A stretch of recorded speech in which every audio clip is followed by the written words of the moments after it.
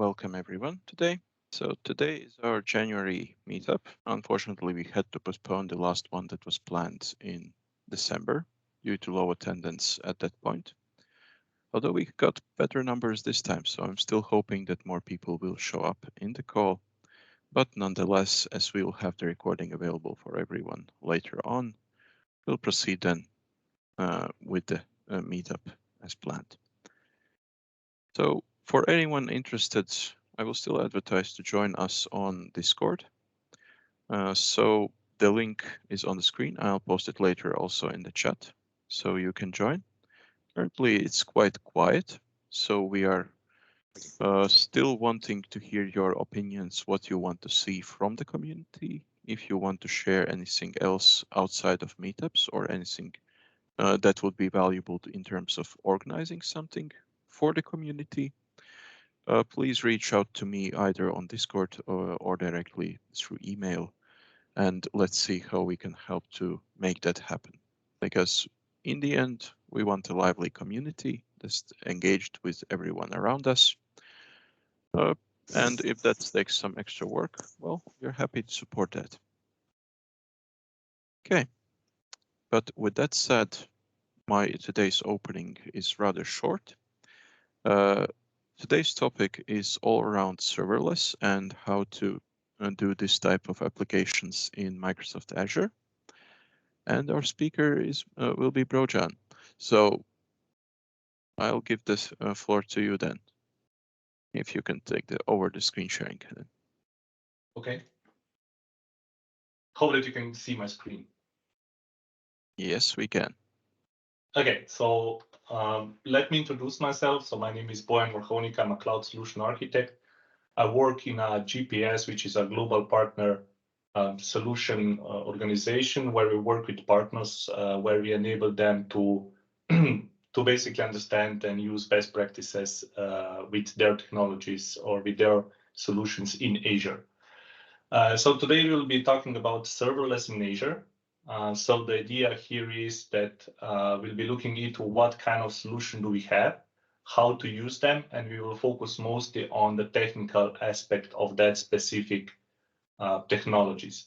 Now, you can basically reach out to me on these specific addresses. So here is my email. I'm very active on Twitter. And of course, I have also a blog where I wrote on specific solutions, specific technologies that are focused on Azure mostly. Now, I shared already in the chat a few links. So those links are available here. So all of the demos that I'll be showcasing today are available on these specific links here below. You see it here. And also slides are available for you to download on this address. Now, I also have a few other stuff available. So I did one session on how to use basically real-time processing with the use of serverless as well. So that session is available on this specific link that you see here. But I will share that link as well in the chat. So today, the idea of the whole session is basically about serverless. Now, if we look at the definition of the serverless itself, you will see that basically a serverless is a cloud computing execution model, right? What that means is basically it enables you to execute your code, your specific code, without the need to know about the servers behind the scenes. Your code is still executing on the servers, of course, but you don't need to take care of the scaling, on the maintenance, on the fault tolerance, on the configuration, on the management. What you care about is basically for your code to execute, and you also get billed on the end on the execution of your code and not on the servers itself, which means that virtually you can scale unlimitedly because with the different techniques you can provide your application to be scalable without you to manually provide that mechanism in place. Now, that said, with serverless itself, is the idea is that you can also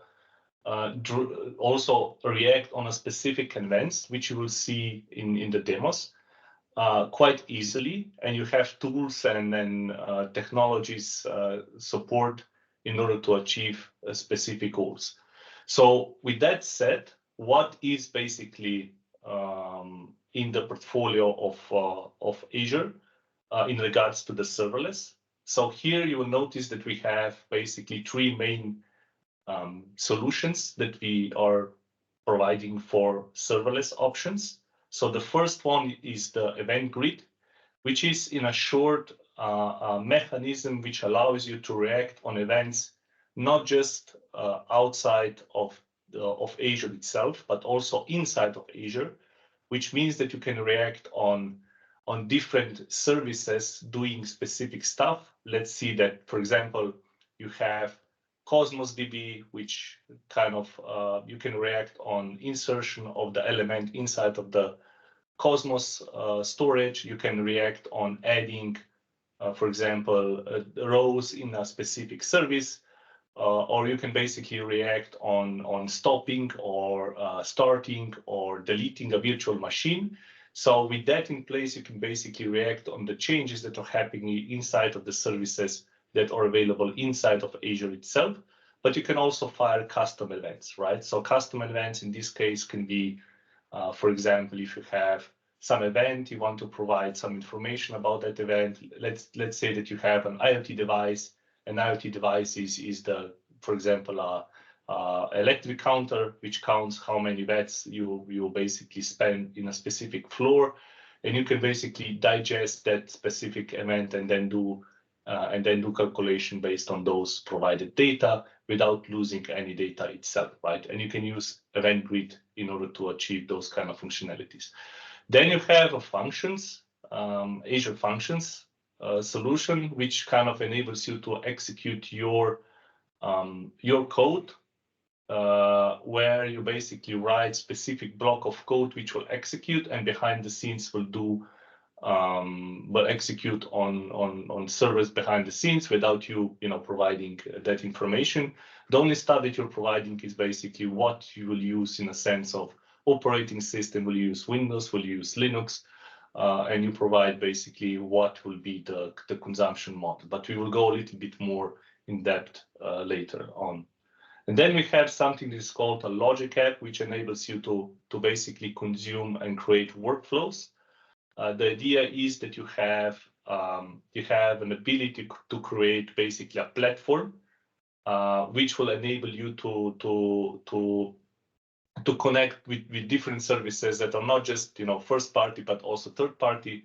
Let's say that you need to connect to some ERP systems. Let's say that you need to connect to some specific services that are available, either, for example, Twitter, social media, or some REST APIs, or maybe Outlook or Office 365.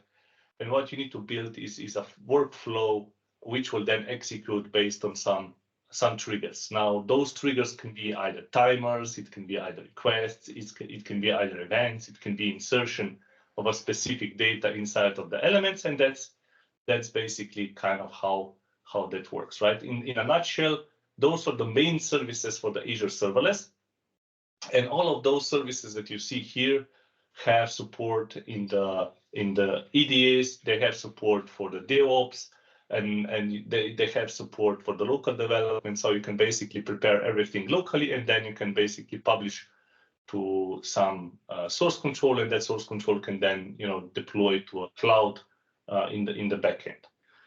Of course, you have a possibility to monitor, because when you execute some stuff, you want to know what is happening behind the scenes. And we have tools and SDKs that allows you to monitor all of that stuff behind the scenes. So let's go and check some demos so that you can basically visualize how that works. So I will go now in Azure Portal. I will zoom in, don't worry. In Azure Portal, I already have one logic app created. I will show you how that logic app can be created and what are the requirements. So I have a logic app. And inside of the All Logic app, you have so-called designer, because you're connecting and you're basically working on your workflow behind the scenes. So my workflow is very simple. So what I have here, I have a connectivity between Twitter and me. So if I wrote inside of that specific, let me copy this one. If I tweet on Twitter with this hashtag that you see basically here, every 3 minutes, this service will basically check if there's a new stuff that is happening on this specific hashtag, and if that is happening, this will fire up the account, right? What that will do is it will combine and then send an email to me with a specific body, right? So it will send an email to my account, which is powerhoning.com, with some specific information. Now, if you noticed, you have inside some parameters. This is called a dynamic parameter, which means that it will notice that this Twitter connector that we have here has some data that is returned from the system itself, and you can use that data as a parameters, and you can then construct what will be sent to the next step. So you're basically building your own workflow. So let's do a check how this works. So let's go here and say demo talk with Baltic Serverless, and then we can tweet this, execute the tweet, of course. This is now executed. And now here, what we can do is either manually run the trigger, because it will take 3 minutes in order to execute, right? So we will try to refresh, and then we will run the trigger just for it to test. And you can see that trigger was successfully executed, right? So if I go here, you notice now that basically this trigger has succeeded in a specific amount of time. And what I can then check if that email was arrived, right? So if I go, for example, inside of my email, and let me check that, you will see that this account, here you see that the execution was done, right? So, this info was demo talk about Baltic Serverless by user demo account, right? Which was sent by me to this specific account, right? So this is basically kind of a interesting way how to do that. So how to achieve that? You go here, you create a resource, you say that you would like to have a logic app, and with that, you create a logic app as a resource. You create a resource, and when this is created, here you see that then you put in some information, so subscription and all of that stuff. But what is important is basically this part, right? So in the instance detail, you can then select either consumption model or standard model, right? So consumption model in this case means you don't care about the names behind the scenes. What you care about is basically just about the workflow itself. If you use the standard one, that means that the server will be provided for you, which you still have access to. So Microsoft will still manage the server behind the scenes, but you'll be able to access it and work normally with that server if you want to, right? So with the consumption, you see that the only stuff that you select here in this case is basically the region where you want to host that specific part. If you notice, I didn't specify server, so Linux, Windows, I didn't specify anything specific. The only part that is interesting here is basically the consumption part, right? So if I go back to my service itself, this is basically a consumption claim. And here I can, in the designer itself, you see here that I have possibilities to use templates and different connectors that I have here. And here you see that I have also ability to basically create new steps, right? So I can go here and say, I would like to have a new step. And here I can search for different connectors, right? So I can basically, for example, you will see that in the built-in option, you have different abilities to basically either, you can write your own code, you can connect to services that we provide, you can basically issue an HTTP request on the end, you can react on a specific trigger, you can do specific action if you want to. So it's up to you how to create the whole part. Interesting is here also ability to create something that is called a control. which means that you can also, because this is a workflow, you want to have control over, what is happening. And if you notice here, I have a condition option where I can say I would like to have a condition. And in this case, I get a designer where I define, when this happens, I then choose a value, which can be then equal, less, or to a specific value, which can be pulled in from dynamic source. I can build then true or false situations and so on, right? I can basically build whatever I want. And here I can then construct information. And if you notice before, when I said that you have some dynamic parameters, for example, this is what the service that I'm calling with the Twitter providing to me. And in this case, it's providing to me original tweet. And I can use that original tweet inside of this value, where I can say I would like to have, for example, original tweet is equal to, and then, some value that is provided to me, right? So you can easily construct whatever you want here. Now, if you want, of course, you can check how this is done behind the scenes with a code view, where you see how the definition itself is constructed. And then what you can do is take this solution and basically put it in the source control and then work with it further. So going back, this is a simple example of what easily you can do with the use of logic apps. I will close down this. But the ability here, you basically construct, as I said, some workflows, right? Here you react on some events. But as a developers, you want to know how you can then basically do some event-driven applications, right? How can you basically react on some triggers, and how you can construct workflows with your code, right? And that is where function as a service is coming into the center, right?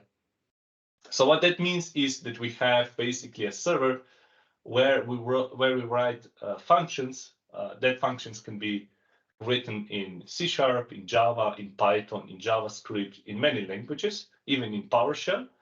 The idea of this is basically that they are event-driven and scalable, which means that it can easily be basically replicated multiple times. Now, in some cases, you will need, for example, to serverless be supported for some stateful way of working, right? In that case, for example, you would like for state to be transferred to a specific service that will then execute, right? You can do that as well. But in general, those applications in at least in function as a service are basically stateless, which means you execute and then you provide the information, you pass the information forward, right? And then you can do execution there, you pass the information forward, and so on. Why this is useful? Because in many cases, you will see on the end, what we will look at is different scenarios. And those scenarios are as you will see is, for example, you will provide, you will do code that will execute a lot of processing on a specific data, right? You will receive a data, and then you will need to process that specific data. Either you will need to do some reporting, either you will need to basically do some aggregation and some other stuff.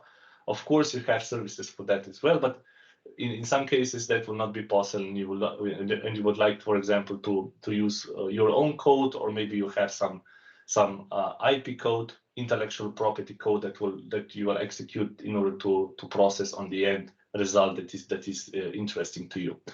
Now, for that case, we have a model which is called the following. So we have basically something is called an integrated programming model. So what does that provide is basically something that is called a trigger. And then we define what is the input trigger and what is the so the trigger, which means on what this code of function that you have will execute, and what it will receive as an input, right? And then the code will execute, do some magic, whatever you want. And then what to do is, on the end, you want to provide what will be as an output, right? So which means what will go in and what will go out, right? With the ease. which means triggers can be HTTP requests, triggers can be queue, triggers can be an event that comes into the place, triggers can be an entry in the database, trigger can be, for example, a timer or something like that. Input binding can be messages that will basically be passed from the event grid or from some other stuff. From the queue, it can be a message that is as a queue, that is basically a message that is inside of specific queue. So when the queue comes, receives a new message, the code will execute, and as an input, you will receive a message that you will then, be able to process, right? And then you process the data, and you want to basically, pass the information back to the next function, and that is basically an output object, which is, of course, again, as a binding defined inside of the code, right? So the logic is quite simple. So we will see how that works, how that works in a demo. Now, in order to give you the flexibility, because we are still working on in different environments, right? We are working in environments which are cloud-based. We are working in environments which are hybrid, which means you have an environment which is connected to on-prem or to the customer, or maybe customer doesn't want to execute due to some policies that they have in case.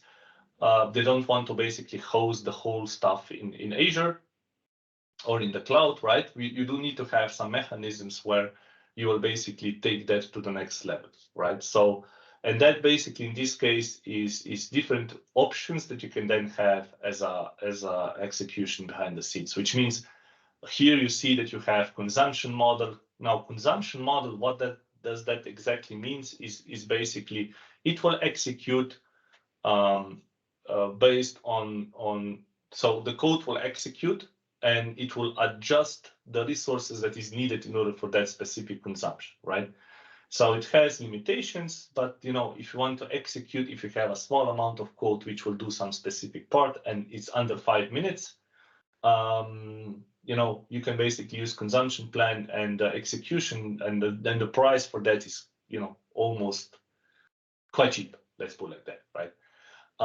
Now, in cases where you will need, for example, to have more power, right, where you will define what that power will be, right? Maybe you want to have some specific CPU load or maybe memory or something like that.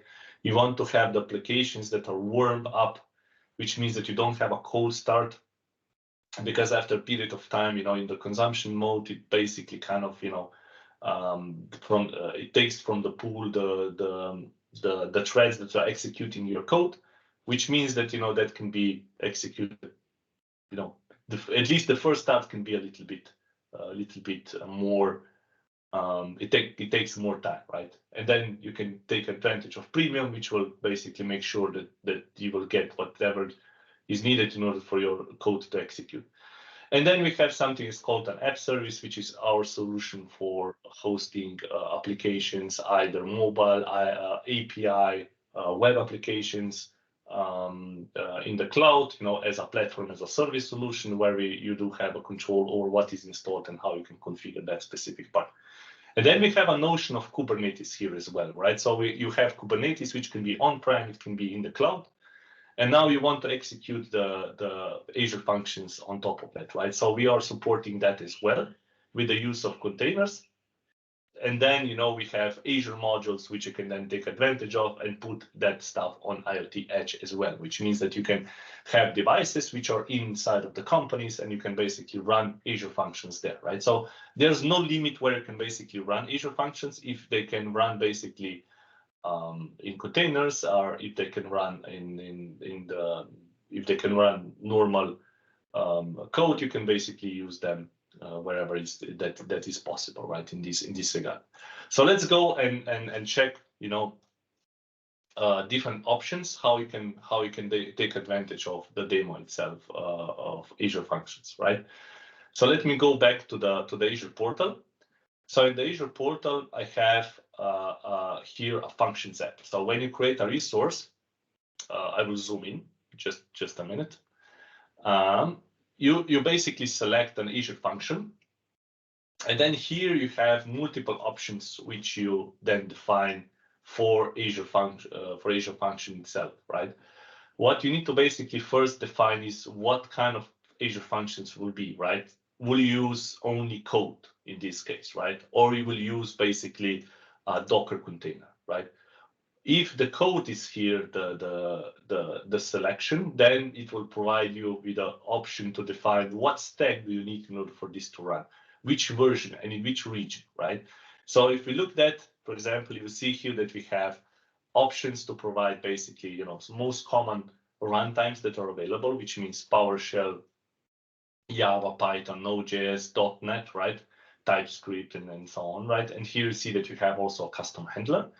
And then if we select Docker container, right, in that case, it will basically just say to us, okay, we will provide you with the option next time, right? So if we go here in the hosting option,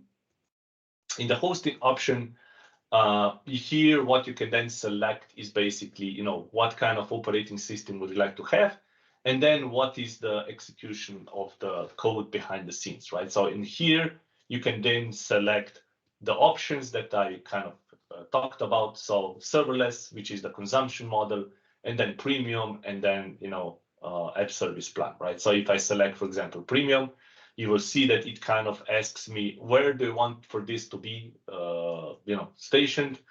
What kind of service plan for the application would you like to have, and so on. And then you have redundancy options and so on, right? So this is where you configure how this should look like from the networking and from the monitoring perspective as well, which means in the networking, what that idea is that now I don't have selection here, so to show you. But if we go, for example, back, and we say that we would like to put it somewhere here and say that this is blah demo app, and then select .NET, for example, and select West Europe. This is basically, just a quick so that I can show you in the networking option. When you select, for example, premium, you see that now I have multiple options where I can select, what kind of CPU would I like to have, and so on, right? I can then even select the networking part. Now, the networking part is available when you have the service plan, which means that I can then select based on the service plan that I'm provided with, right? And then I can basically do networking if I need to. But that is something that you can configure later on as well, right? And then monitoring and so on, right? So it's basically just the idea to configure the application. So I already have that. It's in the consumption mode. So what you get out of the box is basically on the left, you will see here below, you have an ability to configure what is happening behind the scenes, how you would like to interact with other services as well. What kind of deployment would you like to have? Here you can basically select integration with GitHub, Bitbucket, and all other stuff. And now, if you want to have, of course, not recommended FTP, but you can have publish profile, which means that you zip everything up and then use SDK in order to publish to cloud. Anyway, you have a lot of options as well. What you get when you deploy the application, you get this specific kind of menu. And here you can basically see your functions that are developed, right? Now, I will show you how the code looks like, but here I have multiple functions, right? And here you will see what is the trigger, what is the state of that specific functions. And here you see that I have multiple options. So here you see that I have a queue, I have event grid, and then I have orchestration, which we'll look into it a little bit later. And then we have HTTP, because HTTP is the most easiest one to showcase, but I will show you others as well so that you can see how that works. In the configuration itself, there is no much that you can do in the sense of for you to provide additional stuff. But what is important here is that here is where you can then define what you need in a sense of environment variables, right? So you can basically call environment variables inside of configuration. And why this is cool is because you can then have multiple slots, deployment slots, which means that you can deploy in staging, and then you can switch to production. You can have different values when you test the whole situation. Now, based on the best practices, I'm using Key Vault integration as well. Key Vault is a service which kind of provides you with the ability to basically store information inside of a secure location. and then that is basically mapped. And this is Key Vault is basically a different service, and it integrates directly with the services behind the scenes. So all of connection string, all of the keys and all of that stuff is basically, I store them in Key Vault, and it's automatically pulled in, right? So here I can then set the runtime versions and the general versions, where I can basically define additional step. What I can do as well, because this is behind the scenes, it's basically a web server, right? What I can then also do is, because I have HTTP triggers, I can also define custom domains and then TLS, and I will show you one example of that as well, right? So here I can go a little bit more into details, and that is basically what is prepared on the end, right? So let us see what kind of example do I have here, right? So here I have another service. It doesn't matter that much. It's basically a web app service. What this does is I have this URL here, and when I go to this specific URL, it's basically a web application that I built as a demo, and I have two different demos. So this is the first demo with Azure Functions, and what this does is this is basically a web application behind the scenes. So I will close these tabs on the right. And this application that you see here on the left side is basically the application that I'm doing here, right? So this is basically the application as a web application here, which contains some code that you can play around to execute these specific functions that are listed here, right? We will go into some functions. So first example of this is basically we have a simple workflow, right? So how do we create Azure functions, right? Now, in my case, I'm doing everything in C#, but of course this can be done with others as well, right? So the first one is this simple workflow. So this simple workflow doesn't do anything else than just takes all of the some demo information and then sends an email, right? So imagine that you have a scenario where you have a login or registration page, right? With registration page, people fill out the details, and then they fill maybe card or something like that, or basically they fill up all the details. And what you want to do is process all of the details behind the scenes. You don't want for user, when he press the register, for him to wait, for example, 5 minutes to get all of the information. So usually when you go and register on a specific website, and then select payment or whatever you select, usually what is done is when you do register, it automatically redirects you to a next level. But behind the scenes, what is happening? Stuff is added to the system, stuff is added to the ERP system, stuff is added to the newsletter list, and so on, right? So for our situation here, we have a just simple workflow which kind of sends an email to a specific set of users, right? We are just simulating that specific stuff. So when I click this email here, you see that this button has changed. And what happened was it basically sent 2 emails, and you see that we have one number here, which represents number of milliseconds that this solution was executed, right? So how can you build this kind of situation, right? So usually, this is a simple example. Of course, you can do this, on your own as well. But let's see how this works with Azure Functions, right? Now, with C# or with, you have a special project, which is Azure Functions project. Now, if I go here and just showed you, for example, project itself, right? What you get out of the project is in this case, I'm using .NET 6, and then I'm using version 4 of Azure Functions, right? So it's basically just a classic project that you do in .NET. And this simple workflow is basically located here, right? So this single workflow is a class, just a normal class with a function that you define. The only difference here that you see is basically we have something that is called a trigger, and then we have normal parameters that you see here, which are basically pulled in as a binding from this specific HTTP trigger. So with HTTP trigger, you can see here that we are defining the authorization level, so which means that everybody can basically execute this code you have authorization as well here, but we pass that. Then we have verbs, and then we have routes, right? And then what we get in as a input is basically this request, which is basically binded to the so everything that is received. So when HTTP trigger will be executed, all of the information that I will receive will basically be put into this request that I can then take advantage of. So what I'm doing here is then getting from the environment variables default emails. I'm splitting them based on the code, and then I'm doing some magic, right? And what I'm using here is basically a SendGrid client with the keys and everything that you saw before that I showed you, where I'm doing a for each through all of those emails, and then constructing an email, right?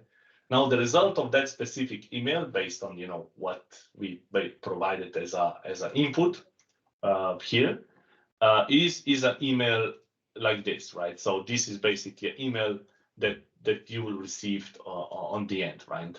So this is what got executed at a specific period in time, right? So how to write other triggers? What you can go here, you see that depends on the IDE that you have. In Visual Studio, have the same option. I'm using in this case Rider, but you can use Visual Studio Code, or you can whatever. And here you see that you have different triggers, right? So if I select, for example, let me select a timer trigger here. Let me do timer trigger, and then say execute the minute, for example. You will see that here, the code is basically executed and is the same, right? We have a class, and then we have a time trigger, right? And if you notice something, basically each of these code has basically something that's called trigger as an attribute. And then you have something as a logger, which kind of provides you information about what is happening. And then you write, some specific code, right? So what this does, like I said, is basically sending and then returning back, sending email to the clients, right? So it's nothing kind of complex, right? But here you see that we have then something that's called enhanced workflow, right? So let me execute this one. You will see that this, instead of taking 700 milliseconds, right? It took basically 2 milliseconds, right? Why is that? So if we go and check the better workflow here, you see that now what we have is we still have an HTTP trigger which is executing, and we are getting that HTTP request. You don't see it because I'm hovering over the code itself, right? But if I go here, you see we still have the request here, right? But what we are using here is something that is called an async collector, and here is the SendGrid. SendGrid is basically a third party. It's Twilio, right? It's a Twilio company that provides you with an API that you can then send emails or SMSs or phones or whatever, right? So what I can then take advantage of is, because this is built in, and I can build my own trigger as well. What I can then do is basically use an async collector, which means that what this will do, the code is still the same, right? The only difference here is in this line of code, right? So this line of code means that all messages will be added to the async. So what this will do behind the scenes is use multiple threads in order to execute these messages, right? Now, this is fine, right? But in some cases, somebody will say to you, yeah, okay, but I want to have, more, for example, abilities to I don't know, maybe to have an activity log or something like that, or maybe to send some information to some other stuff, right? And then what we have here is something is called a tighter integration, right? And tighter integration, what that does is I execute the same code. Now, it took a little bit longer, right? So if you check here, it's 222 milliseconds, right? But if we do a tighter integration workflow, what you will see now here is a little bit different story, right? We still have the message, which will then, the execution. So when somebody will execute the code, which will go to this specific URL, right?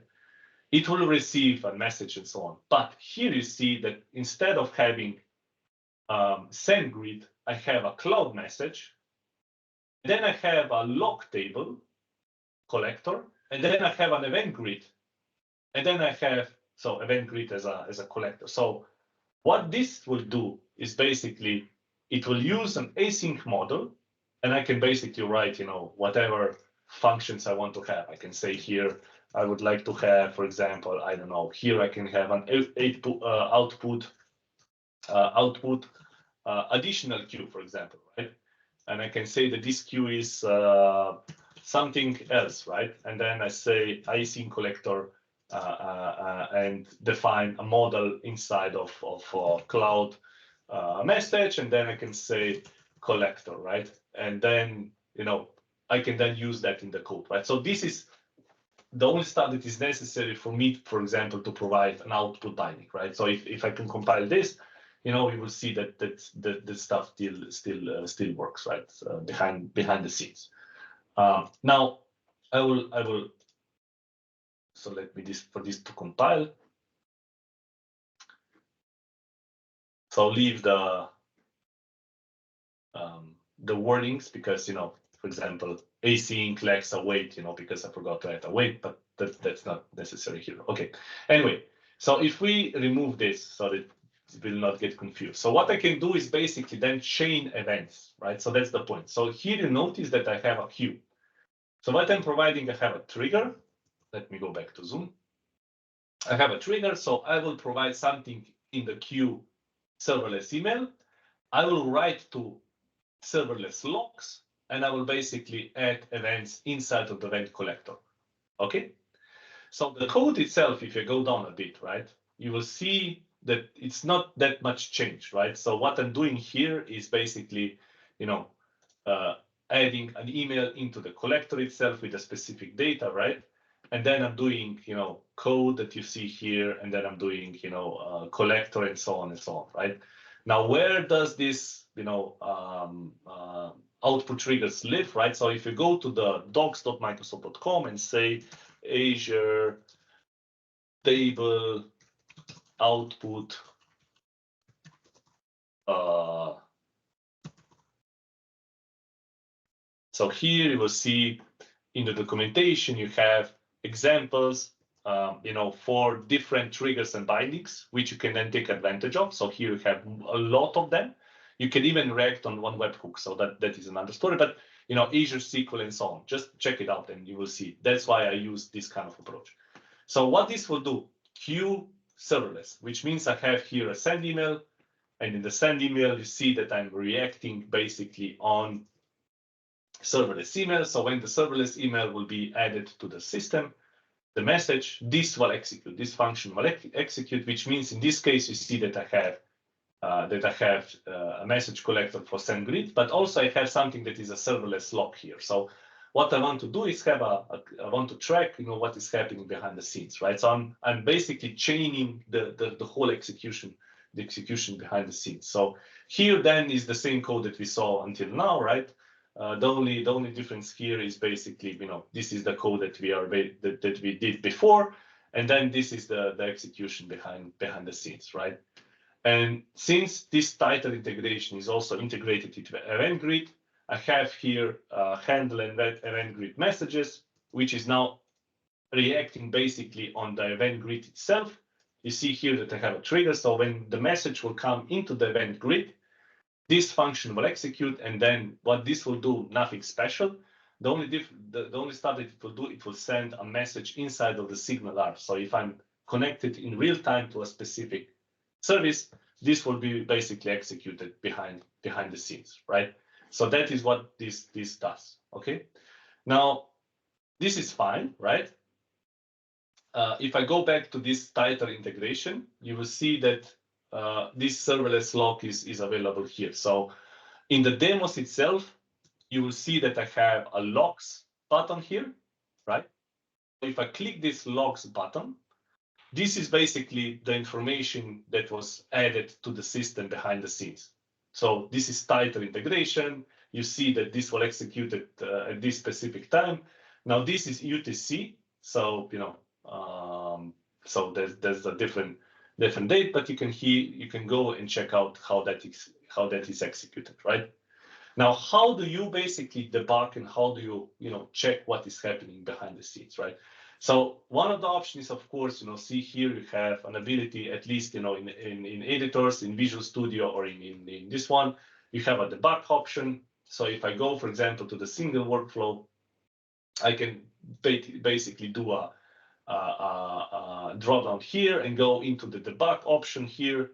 And what it will do, it will execute the debug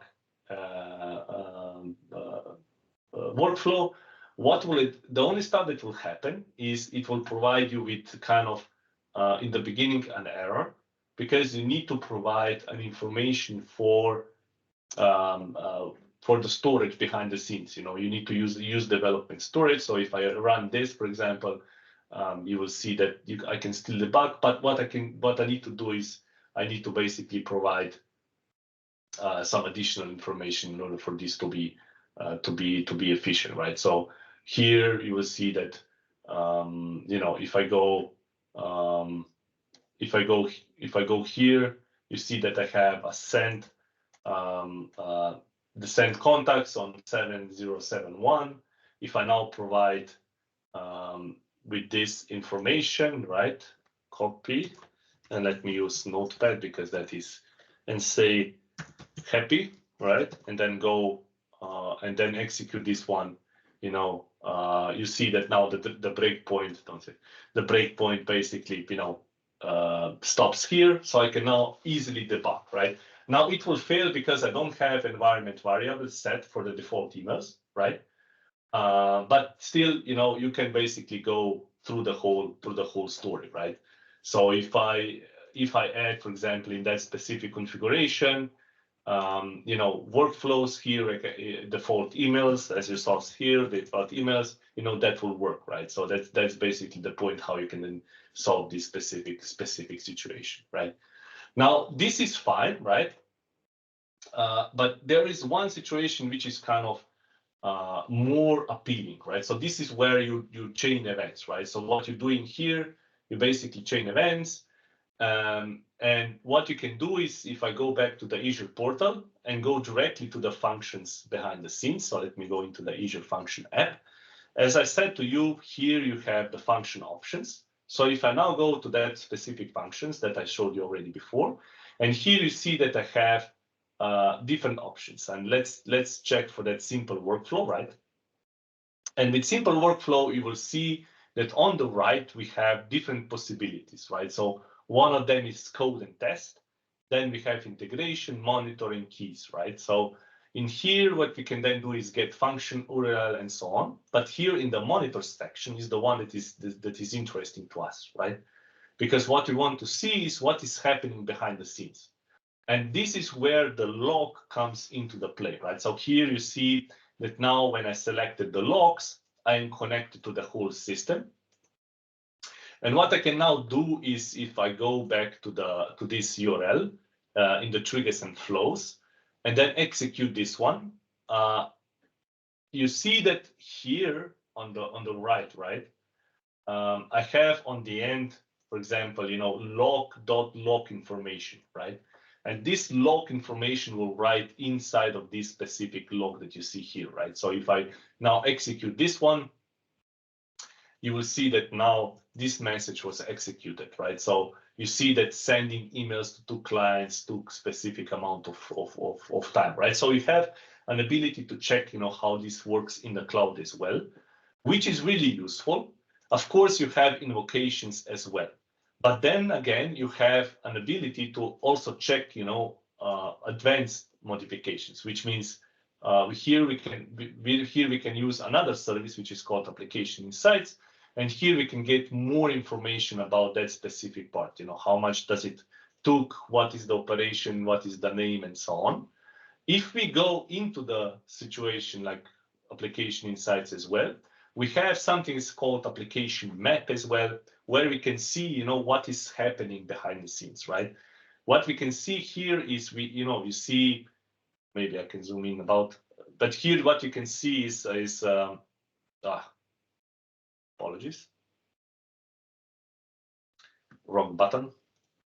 Here you can see that it's called an HTTP, it's called queue, it went to the API, it went to the SendGrid, it went to the Azure tables, and you can see the calls which were happening in a specific, amount of time.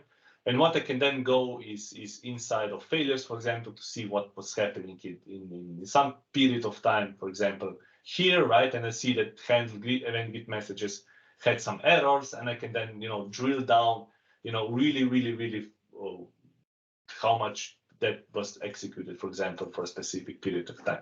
Okay, now this is fine, we have that situation, but and this is basically here stateless, which means that, if something happens, this state is not stored, right?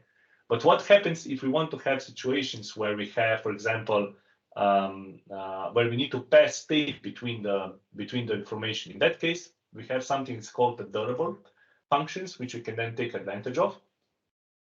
Now, with durable functions, the whole story is like this. We say we have a trigger, which can be, again, everything that we have. But what we are now passing through is durable client, which means this starter will then execute and create new tasks behind the scenes. So what I'm doing here is executing durable workflow. And what this durable workflow does is executes this specific function. And what this function will do, it will call message this function with specific parameters, and it will in parallel execute this specific part, right? So, this is kind of the most easiest durable function that you can see that you can find on the internet. But this is not that interesting, right? Because, okay, it's a nice example because this will kind of construct the message, it will prepare the message. What this will, for example, it's a good situation to see is when you have, for example, an email or PDF that you need to create, right? And then you need to, get a template for somewhere. You need to basically, get information about the performance of or personalization about the user and so on, right? And then what you can do is you can construct basically functions, code that will execute that specific part, okay? This is fine. Now I won't execute this one, but rather I will show you something else. So imagine that you have a situation that you have a folder, right, in Azure, in some cloud, right? And what that folder does is, and let me show you that specific folder so that you will see what that folder is. So I have a folder durable function, right? Now my demo here is the following. I basically provide a name of the folder, and what that does is it goes and basically checks all of the files and then gets me back how much of line is in this specific code, right? So how much line did I wrote, for example, for these specific functions, so that you can check out how much for this functionality to be, right? So how this is done is very simple, right? So again, I have an HTTP trigger. It can be whatever trigger. I'm basically providing a name, which is a directory, and then I'm executing do calculation. And on the end, what I'm doing is basically, splitting the message between different tasks, and then I'm pulling to see, when the status is completed, and then returning the result. And that result basically is number of lines of code, right? So how does that look like? So I'm now splitting the code into a specific workflow, right? So do calculation span is executed. What this does is it receives a directory name. And what does that directory name does is basically it goes to it goes inside of that directory and gets, you see here it has blob names, right? And then it calls another function, which is called the blob names, gets all of the blob names back, and then calls a next function, which is called calculate size. And the state is basically passed through the whole site. So the blob names is very simple, right? So it's just calling a code, which is getting back the code. And then the calculation size is really simple, right? So which means is it gets through the lines and then just counts them, right? So it's not kind of a complex one. This storage helper that you see here, if I go, for example, here, you see that I'm basically just reading the code and then counting the lines, right? So it's very simple. It's very simple code, right? But what I'm doing here, because you see that I'm doing something is called start new async, and then again here, call activity async. What I'm doing is basically providing in parallel different threads that are executing and doing this specific part. Now, in order for you to see this, I have logs for each of the function that you see on the left side. And what I will do now is basically go inside of that function and execute the code. Let me just wrong one, Azure functions, and then fan in, fan out. And then we will go to the code and test. Let me split this one. And then into the test and run situation. Now see here we have, the trigger itself, right? So here is empty, here is empty, here is empty. And now basically I'll execute and behind the scenes, this will now take time, and what I will receive back is the count of the lines inside of the code. But here what happened was, hopefully this, let me do this again. Come on.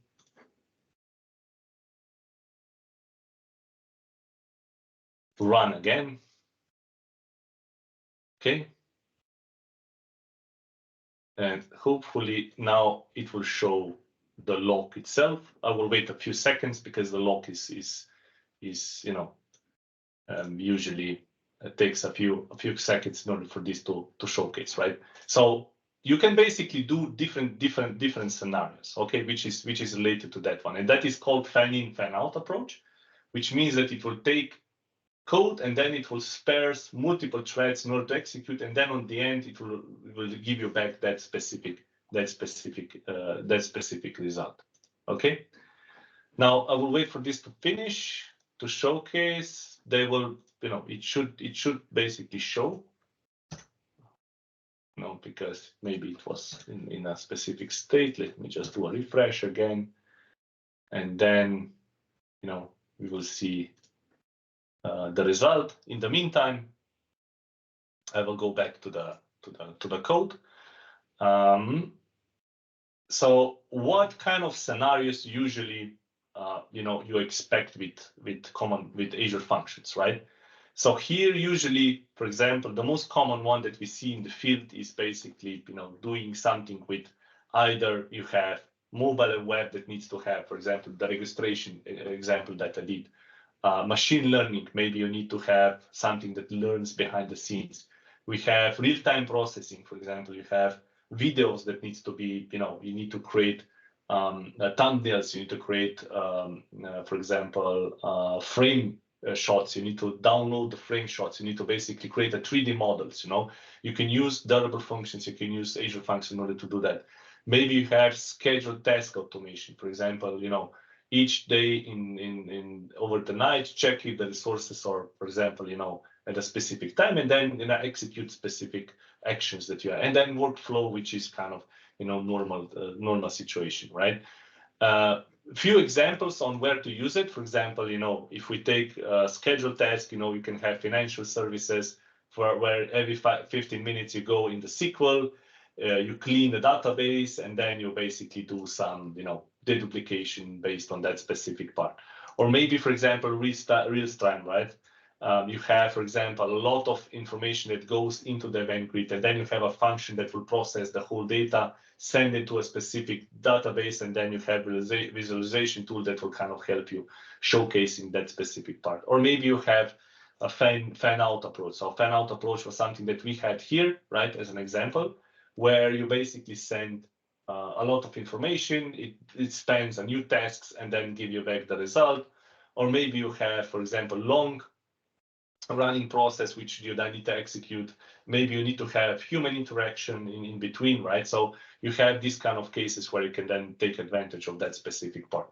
Or machine learning, for example, image classification service, and then, for example, backend that I mentioned before. This is where we did, for example, one project in Slovenia where we had IoT devices that were in the forest, and they were sending information to data IoT hub.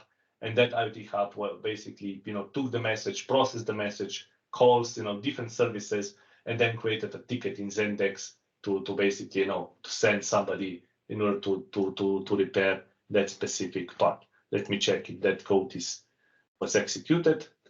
Here in the logs, here in the logs, we should see connected. Okay, let me execute it again. And now we should see some result. Yes. So here you see that I received 10 blobs for calculation. Then I basically execute specific parts. So you see here that I have a counter double function and I'm reading the code for it. Then I have better workflow. And if you notice, if you go, you see that there's a very interesting, time behind the scenes, how this is executed with different information. And see here you have different IDs under which they were executed behind the scenes, right? And then the calculation itself, right? So the calculation is very simple, right? So you just take that specific calculation and then you do the, sum of that specific part. And then on the end, what you do is calculating that specific part out, right? Line size is in this case amount, right? So you can basically easily test that specific situation. Okay. Now for the end, I know that I'm 2 minutes over. I would like to just show you one code that I also give you as well. It's basically a shortener.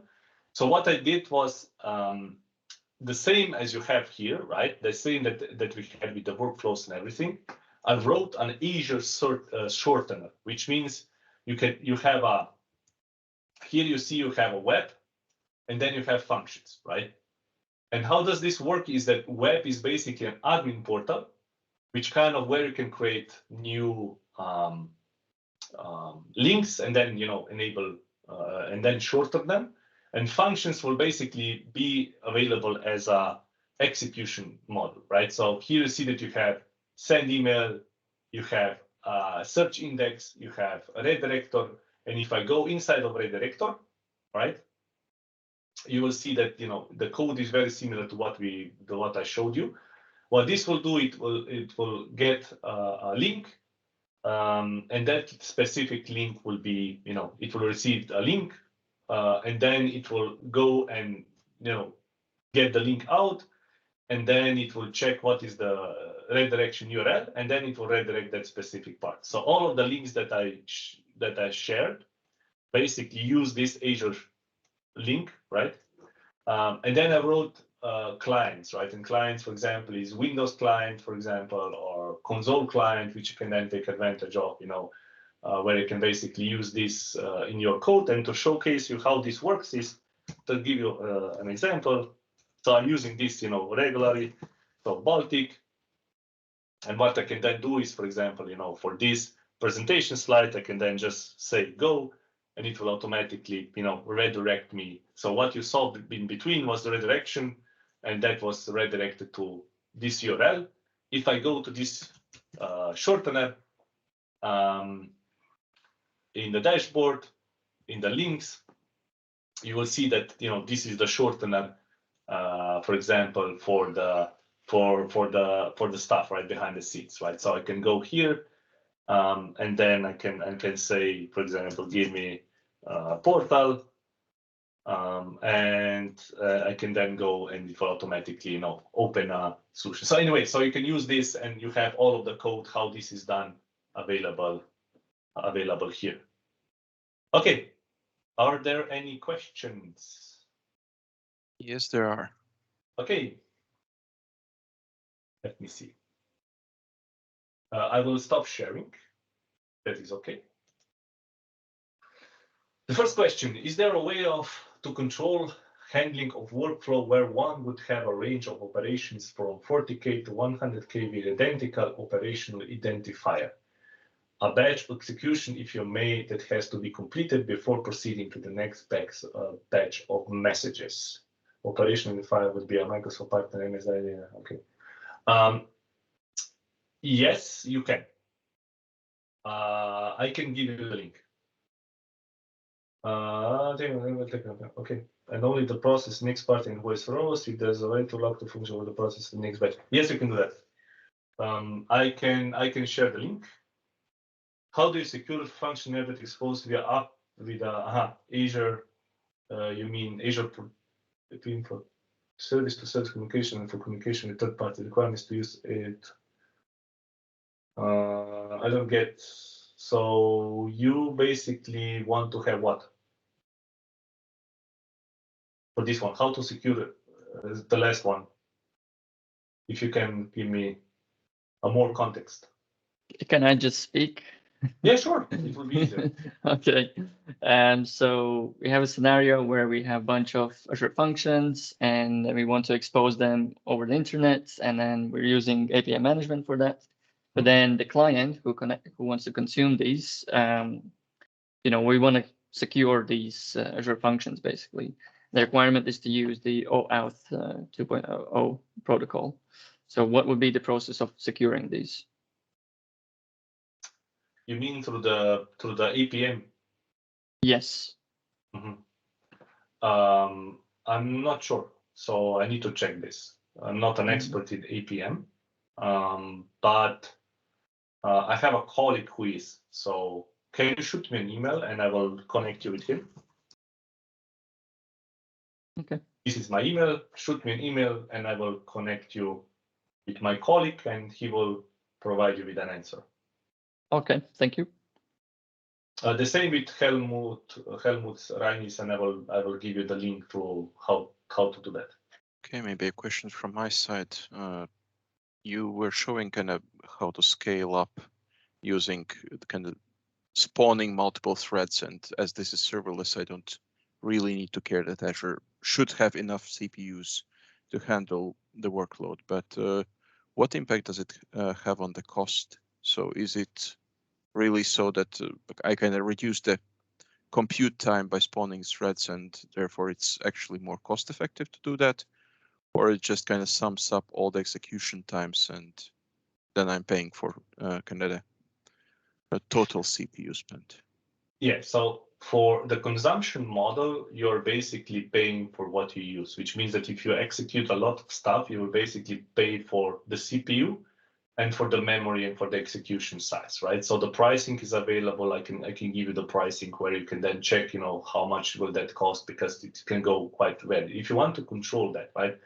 The consumption model versus the serverless model. The consumption model has some limits, right? So in Azure, you will see that you have limits in the sense of how much you can scale out, right? You can scale it indefinitely, but there are some limits regarding the execution, which means you have 5 to 10 minutes for it to execute. You have basically the warm up period is basically so the scale when the application adds a new server to the whole part, you have basically a how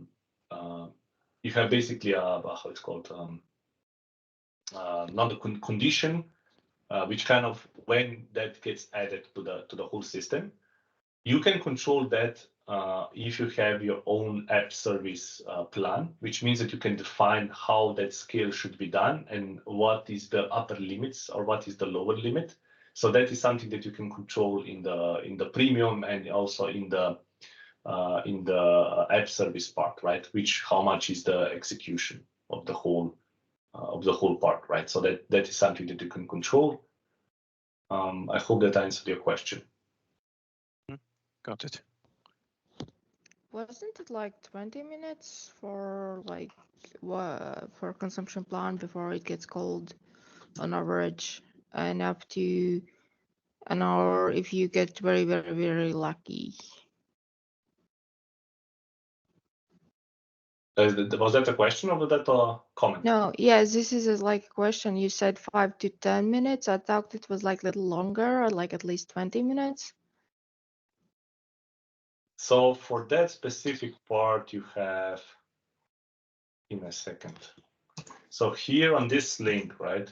So if you check this link in the scale part, and also you have the service limit. So if you on the right, you will see you have articles, or I can basically also share, here you will see what is the scale part, what is the idle part for the function itself. And then on below, you have the cold start behavior, and then what is the limits for a specific part, right? So if you check the limits, you will see here how much limits do you have for a specific part in a sense of memory, consumption, request, and all that stuff. For the cold start, you have here also information. But for the consumption part, yeah, you have it here. You got less. Yeah, so here's all of the information that you need regarding that one. That link is not working for me. Excuse me? Link is not working for me. Link is not working for you. Let me give you another one. Try this one. If not, I can share so that you can see. So what I'm talking about is about this one, right? So here you see you have plans, and then you have a scale part where it kind of explain what is the size. Then you have cold start behavior. Then you have service limits. Then you have features and the next steps.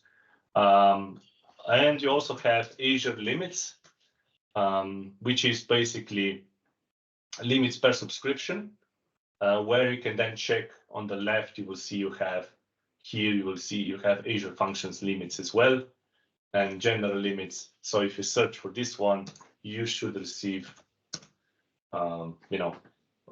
information that you require.